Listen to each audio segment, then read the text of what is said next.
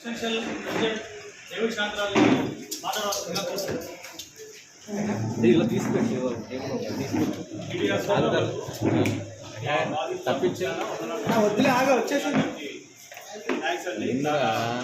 Time తీసుకొని మాట్లాడుతున్నాను.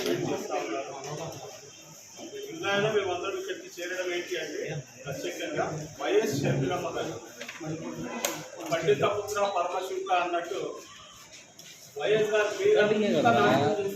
తెలంగాణలో నాశనం చేస్తుంది, ఆంధ్రాలో నాశనం మా బాధ ఏంటంటే పార్టీ పెట్టినప్పుడు వైఎస్ కుమార్తె కదా మమ్మల్ని అందరినీ ఉద్ధరిస్తుంది, తెలంగాణ రాష్ట్రాన్ని కూడా ఉద్ధరిస్తుందని అనుకున్నాం.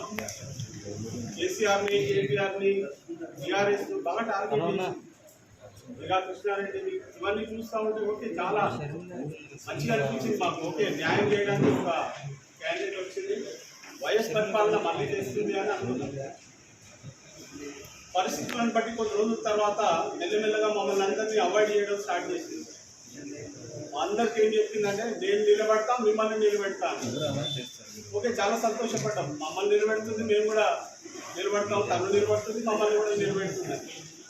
ఆ తర్వాత అండర్ రోడ్లోకి వెళ్ళిపోయింది, మళ్ళీ బయటికి వచ్చింది. బయటికి వచ్చిన తర్వాత 3 months అండర్ రోడ్లోకి వెళ్ళిన తర్వాత 3 months తర్వాత బయటకు వచ్చి మా అందరికి ఏం చెప్పిందంటే మీ అందరిని నిలబెడతా, మీ అందరూ నామినేషన్స్ మీరు ఫైల్ చేయండి, ఎమ్మెల్యేస్గా ఏ కాన్స్టిట్యున్సీస్లో ఎవరెవరు కంటెస్ట్ చేస్తారో చెప్పండి అంటే మేము అందరం కూడా నామినేషన్స్ ఇచ్చాం. సరే నామినేషన్స్ ఇచ్చిన తర్వాత ఓకే తండ్రిని మళ్ళీ మిమ్మల్ని పిలిచి మీటింగ్ పెట్టి మాట్లాడతామని అన్నారు.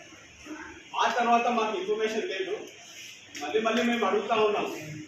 2.5-3 సంవత్సరాలు మీ ఎంట తిరిగాము. మరి మేము ₹1,00,000 కోట్ల రూపాయలు ఖర్చు పెట్టుకొని నేను పర్సనల్గా సికింద్రాబాద్లో 36 జెండా కార్యక్రమాలు చేశాను, అన్ని డివిజన్లలో తిరిగాను, చాలా డబ్బులు వేస్ట్ చేసుకున్నాను ఏమన్నా. ఆ తర్వాత ఫైనల్ ఏమన్నదంటే ఓకే కంటెస్ట్ చేస్తున్నాం కదా, ఏదో ఒక కాన్స్టిట్యూన్సీ సికింద్రాబాద్ కానీ సరత్ నగర్ ఏదో ఒకటి వస్తుంది అని అనుకున్నాం, కానీ ఇచ్చిన మాట ప్రకారం. ఆ తర్వాత ఒకరోజు డైరెక్ట్గా ప్రెస్ మీడియా ముందు ప్రత్యక్షమై పార్టీ కంటెస్ట్ చేయడం లేదు, మేము ఆలోచిస్తున్నామని చెప్పి పార్టీని కాంగ్రెస్లో విలీనం చేస్తున్నాము.